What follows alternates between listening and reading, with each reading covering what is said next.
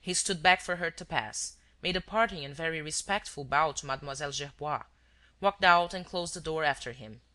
And they heard him in the hall saying aloud: "Good afternoon, Ganimard. How are you? Remember me very kindly to Madame Ganimard.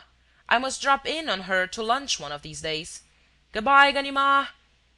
The bell rang again, sharply, violently, followed by repeated knocks and by the sound of voices on the landing. "A quarter to 4," stammered M. Gerbois. After a few seconds, he stepped boldly into the hall. Arsène Lupin and the fair-haired lady were not there. "Father, you mustn't! Wait!" cried Suzanne. "Wait? You're mad! Show consideration to that scoundrel! And what about the 500,000?" He opened the door. Ganimard rushed in. "Where's that lady? And Lupin?" "He was there. He's there now." Ganimard gave a shout of triumph. "We've got him! The house is surrounded!" Maitre Detinan objected: "But the servants' staircase?" "The servants' staircase leads to the courtyard, and there's only one outlet, the front door. I have 10 men watching it." "But he did not come in by the front door. He won't go out that way either." "Which way, then?" jeered Ganimard. "Through the air?" He drew back a curtain. A long passage was revealed, leading to the kitchen. Ganimard ran down it and found that the door of the servants' staircase was double locked. Opening the window, he called to one of the detectives: "Seen anyone?" "No, sir." "Then," he exclaimed, "they are in the flat. They are hiding in one of the rooms. It is physically impossible for them to have escaped. Ah, Lupin, my lad, you did me once, but I'm having my revenge this time." At 7 o'clock in the evening, astonished at receiving no news, the head of the detective service, M. Dudouis, called at the Rue Clapeyron in person. He put a few questions to the men who were watching the house, and then went up to Maitre Detinan, who took him to his room. There he saw a man, or rather a man's 2 legs, struggling on the carpet, while the body to which they belonged was stuffed up the chimney. "Hi! Hi!" yelped a stifled voice. And the more distant voice, from right above, echoed: "Hi! Hi!" M. Dudouis laughed and exclaimed: "Well, Ganimard, what are you playing sweep for?"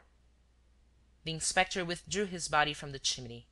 He was unrecognizable, with his black face, his sooty clothes and his eyes glowing with fever. "I'm looking for him," he growled. "For whom?" "Arsène Lupin! Arsène Lupin and his lady friend." "But what next? You surely don't imagine they're hiding up the chimney?" Ganimard rose to his feet, put his 5 soot-covered fingers on the sleeve of his superior's coat, and, in a hollow, angry voice, said: "Where would you have them be, chief? They must be somewhere. They are beings of flesh and blood, like you and me. They can't vanish into thin air." "No, but they vanish for all that." "Where? Where? The house is surrounded. There are men on the roof."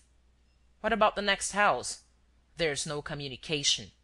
"The flats on the other floors?" "I know all the tenants. They have seen nobody. They have heard nobody." "Are you sure you know them all?" "Every one. The porter answers for them. Besides, as an additional precaution, I have posted a man in each flat." "We must find them, you know." "That's what I say, chief, that's what I say. We must and we shall, because they are both here. They can't be anywhere else. Be easy, chief. If I don't catch them tonight, I shall tomorrow. I shall spend the night here. I shall spend the night here."